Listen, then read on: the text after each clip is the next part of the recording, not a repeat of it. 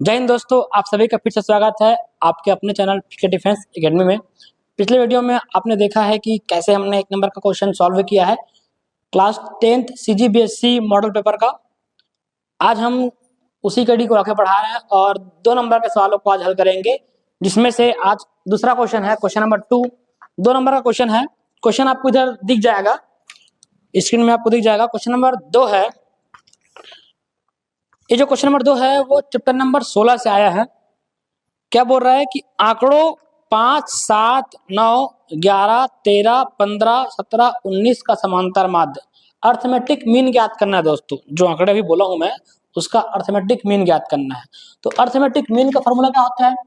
Systematic लिखते हैं सबसे पहले।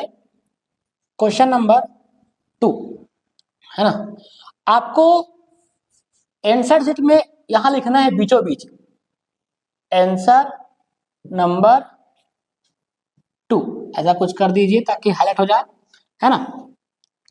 यहाँ पे सॉल्व लिखना, आप सॉल्व करेंगे। गिवन डाटा या दिया है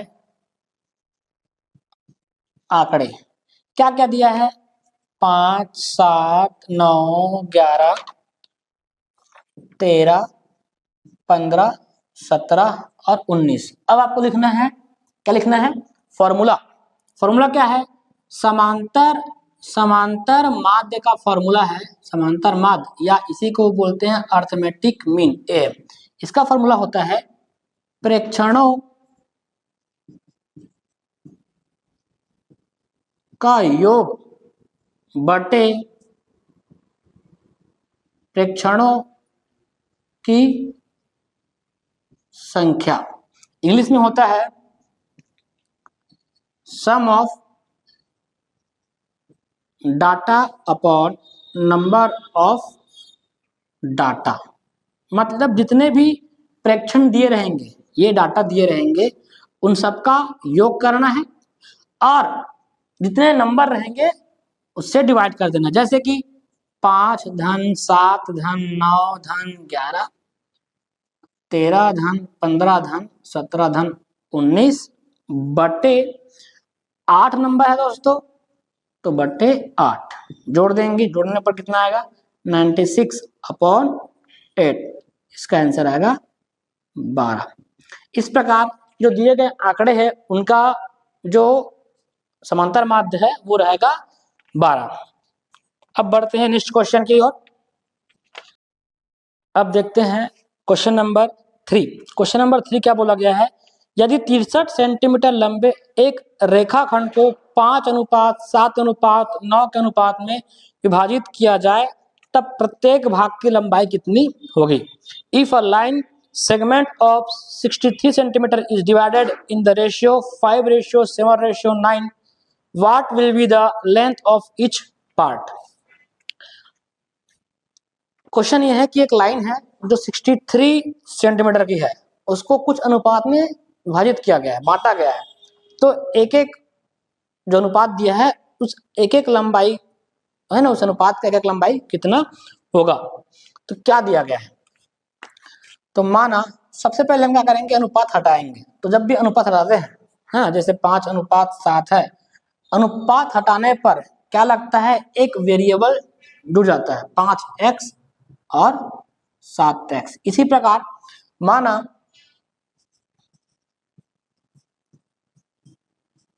लंबाइयां क्रमशः लेंथ आर कितना है? 5x 7x and 9x। अब क्वेश्चन क्या बोला है कि जो रेखा है उसकी कुल लंबाई कितनी है? 63 सेंटीमीटर, है ना। अकॉर्डिंग टू क्वेश्चन,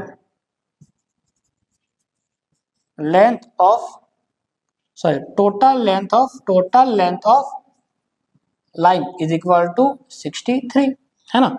रेखा की कुल लंबाई, रेखा की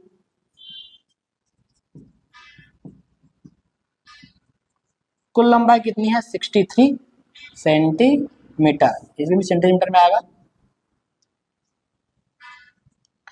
सेंटीमीटर, तो सबको जोड़ देंगे 5x plus 7x plus 9x बराबर 63, क्योंकि ये भी रेखा की लंबाई है। जब उसको टुकड़ा टुकड़ा किया गया तब एक एक टुकड़े की लंबाई 3 टुकड़ा किया गया, तीनों को जोड़ेंगे तो कितना आना चाहिए 63। तो 7 5 12 और 9 21, x बराबर 63, x बराबर 63 अपॉन 21। अगर आपको 21 का पढ़ा है तो 21 से काट सकते हो, या फिर 7 का है तो 7 से काट सकते हो, 3 का पढ़ा है 3 से भी काट सकते हो। 3 से काटते हैं, 3 सत्ते 21, 3 एकम 3, 3 दूनी 6, 3 एकम 3, 7 एकम 7 तिया 21। तो यहाँ पे x का मान क्या आया 3, ये x का मान है दोस्तों। अब हम निकालेंगे एक्चुअल लेंथ, है ना। अतः लंबाइया या देयरफॉर लेंथ क्या होगा 5 गुणित 3 सेंटीमीटर, 7 गुणित 3 सेंटीमीटर और 9 गुणित 3 सेंटीमीटर। 5 तिया 15 सेंटीमीटर, 7 तिया 21 सेंटीमीटर और 9 तिया 27 सेंटीमीटर। ये रहा आपका आंसर। इस प्रकार से क्वेश्चन नंबर 3 भी कंप्लीट हुआ। अब बढ़ते हैं क्वेश्चन नंबर 4 की ओर। क्वेश्चन नंबर 4 है, y अक्ष के समांतर रेखा की प्रवणता ज्ञात कीजिए। Find the slope of the line parallel to y axis. मतलब ये हुआ आपका x एक्सिस, ये आपका y एक्सिस। कोई लाइन है जो y अक्ष के समांतर है ना। इस लाइन का हमको स्लोप निकालना है। हम दो प्रकार से निकाल सकते हैं। लाइन का स्लोप क्या होता है ना, रेखा की प्रवणता m बराबर, यानी कि slope of a line m is equal to होता है tan थीटा। अब थीटा क्या है, थीटा है एंगल है, थीटा एंगल है। कौन सा एंगल है कि कोई लाइन x अक्ष के साथ पॉजिटिव डायरेक्शन में जो एंगल बनाएगी वही क्या है थीटा है। तो अभी रेखा y अक्ष के समांतर है, इसका मतलब ये है कि जो रेखा y अक्ष के समांतर है वो x अक्ष के क्या होगी लंबवत होगी। अब जब x अक्ष के लंबवत है तो दोनों के बीच कोण कितना बनेगा, theta is equal to 90 degree. मतलब m इज इक्वल टू 1090। 1090 का मान कितना होता है 1 अपॉन इनफाइनाइट, सॉरी 1 अपॉन 0। ये हो गया स्लोप। इसको m is equal to O not defined लिख सकते हैं, नॉट डिफाइंड या अपरिभाषित, परिभाषित ऐसे। ये एक तरीका ये हुआ। दूसरा तरीका देखते हैं, तब तक आप इसको छाप सकते हो। दूसरा तरीका ये है कि कोई रेखा है ना, ये रेखा है, मतलब इस पर बहुत सारे पॉइंट होंगे। तो बहुत सारे पॉइंट में से मान लो 2 पॉइंट हम मान लेते हैं, ये ए और ये बी। अब ये ए पॉइंट है, अब ये y अक्ष के समांतर है, इसका मतलब ये कि इसका x कोऑर्डिनेट क्या होगा सेम होगा। उसको मान लेते हैं x और y कोऑर्डिनेट अलग अलग होगा। अब स्लोप ऑफ अ लाइन क्या होता है, slope of a line m is equal to होता है y2 minus y1 upon x2 minus x1। Slope of a line मतलब रेखा की प्रवणता, रेखा की प्रवणता m is equal to y2 minus y1। y2 और y1 तो अलग अलग होगा, लेकिन x2 और x1 दोनों ही क्या होगा सेम होगा। सेम क्यों होगा, क्योंकि y अक्ष के समांतर है। जब y अक्ष के समांतर हो तो x का कोऑर्डिनेट हर लाइन पर सेम होता है, मतलब इस लाइन के हर पॉइंट पर x का कोऑर्डिनेट क्या होगा सेम होगा। ये हो जाएगा 0।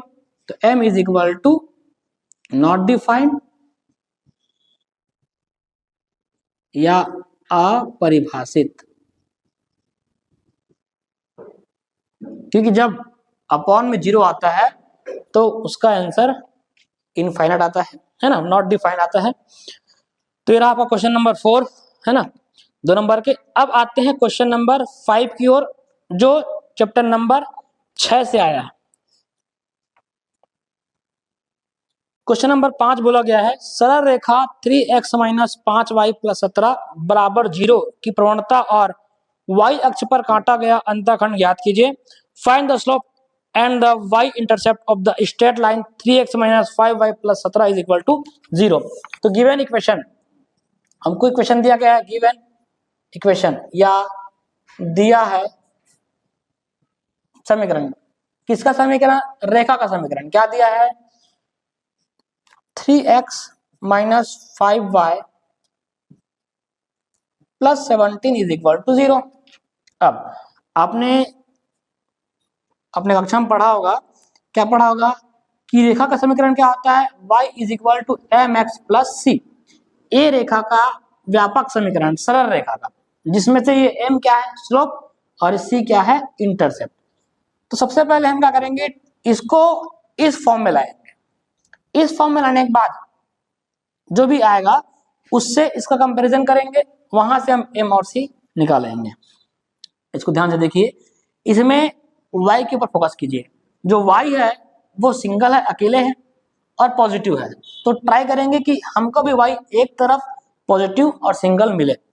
उसके लिए हम क्या करेंगे, माइनस 5y को यहाँ पे छोड़ दो, बाकी उधर फेंक दो, minus 3x minus 17, minus 5y minus है, उधर फेंक दो, तो क्या हो जाएगा? Plus 5y is equal to 3x, माफ कीजिए, जो माइनस 5y है ना, इसमें से माइनस कॉमन निकालेंगे, माइनस कॉमन निकाल दिया, क्या बचा? 3x माइनस प्लस 17, ये कट गया।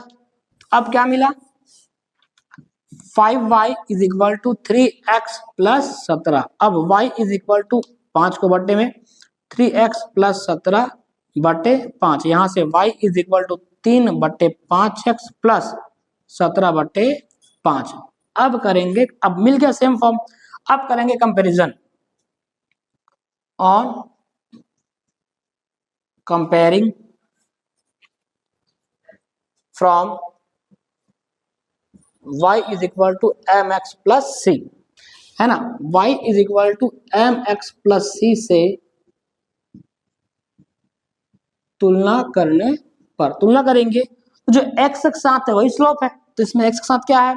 3/5। तो स्लोप मतलब प्रवणता, m इज इक्वल टू 3/5।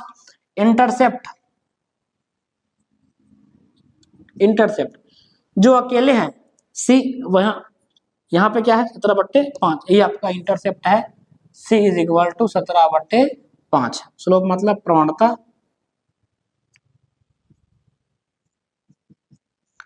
और इंटरसेप्ट मतलब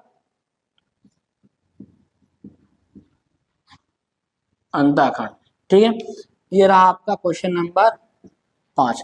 2 नंबर के 4 सवाल हमने हल कर लिए दोस्तों। अब एक क्वेश्चन बचा है, क्वेश्चन नंबर 6, देखते हैं। क्वेश्चन नंबर 6 है हमारे पास, ऐसा कोई वास्तविक उदाहरण स्वयं बनाइए जिसमें दो राशियां व्यक्त क्रमानुपाती हो और उस स्थिति को समीकरण के रूप में प्रस्तुत कीजिए। Create a real life example in which two quantities are inversely proportional and represent that situation in the form of an equation। सबसे पहले आते हैं इनवर्सली प्रोपोर्शनल क्या होता है। जब दो राशियां, दो क्वांटिटीज में से एक क्वांटिटी का वैल्यू अगर बढ़ रहा है तो उसी टाइम में दूसरा क्वांटिटी का वैल्यू अगर कम हो रहा है, तब उस केस को बोलेंगे इनवर्सली प्रोपोर्शनल या व्युत क्रमानुपाती। मतलब एक क्वांटिटी बढ़ रहा है और दूसरा क्वांटिटी सेम टाइम पर कम हो रहा है। हाँ, इसका एग्जाम्पल है कि किसी काम को करने में हम जितना ज्यादा मजदूर लगाएंगे उतने ही कम टाइम में वो काम क्या हो जाएगा? समाप्त हो जाएगा। यही रियल लाइफ एग्जांपल है दोस्तों, है ना।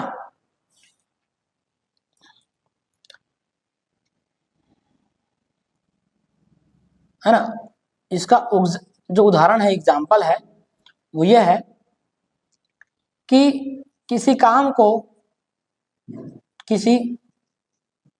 को करने में लगा समय और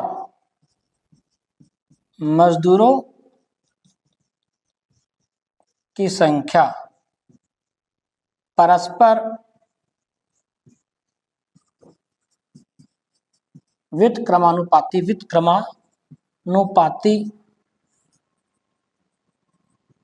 होती है ना। Time taken to finish the work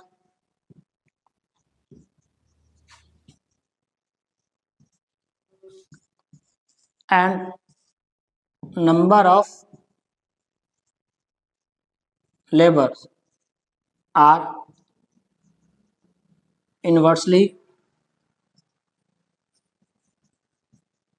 proportional, है ना। मान लो एग्जाम्पल हो गया। अब हम क्या करेंगे, उसका जो समीकरण है वो बनाने का प्रयास करेंगे। माना let x is equal to x क्या लेते हैं, मान लो x है नंबर ऑफ लेबर मतलब मजदूरों की संख्या,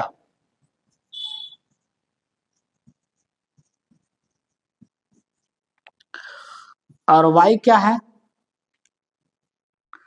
टाइम टेकन मतलब लगा समय कार्य को कंप्लीट करने में लगा समय। तब इन्वर्सली प्रोपोर्शनल में क्या होता है कि जो x है मतलब नंबर ऑफ लेबर है वो इन्वर्सली प्रोपोर्शनल होता है किसके, टाइम टेकन के।